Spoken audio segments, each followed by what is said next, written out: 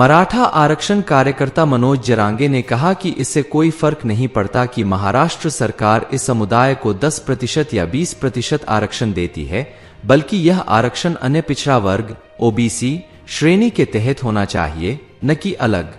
जालना जिले के अंतरवाली सरती गांव में पत्रकारों से बात करते हुए जरांग ने कहा कि वह इंतजार करेंगे और देखेंगे कि क्या राज्य सरकार कुंभी मराठों के खून के रिश्तों पर अपनी मसौदा अधिसूचना को कानून में बदलती है या नहीं, और उसके बाद अपने आंदोलन के बारे में फैसला करेंगे।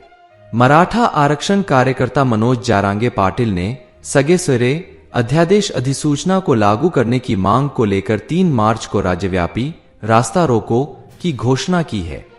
मराठा आरक्षण कार्यकर्ता मनोज जारांगे पाटिल ने सगे सवेरे को लागू करने की मांग को लेकर अपनी भूख हड़ताल जारी रखी है। शिक्षा और नौकरियों में आरक्षण के लिए मराठा आरक्षण विधेयक कल महाराष्ट्र विधानसभा और विधान परिषद द्वारा पारित किया गया था। मराठा आरक्षण कार्यकर्ता ने कहा, सरकार हमें वह दे रही है जो हम नहीं चाहते। हम अन्य पिछड़ा वर्ग ओबीसी श्रेणी में आरक्षण चाहते हैं, लेकिन वे इसके बजाय हमें एक अलग कोटा दे रहे हैं। यदि सरकार कुंभी मराठों के रक्त संबंधियों के लिए आरक्षण पर मसौदा अधिसूचना पर चर्चा और कार्यान्वयन नहीं करती है, तो हम कल आंदोलन की दिशा पर फैसला करेंगे।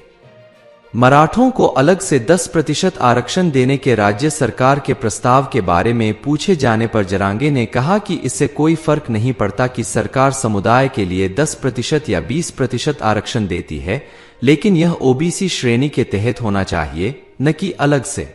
उन्होंने आरक्षण मुद्दे को भटकाने की कोशिश के लिए सरकार की आलोचना की और आरोप लगाया कि वह मंत्री छगन भुजबल के प्रभाव में काम कर रही है, जो ओबीसी आरक्षण में मराठों के पिछले दरवाजे से प्रवेश का विरोध कर रहे हैं।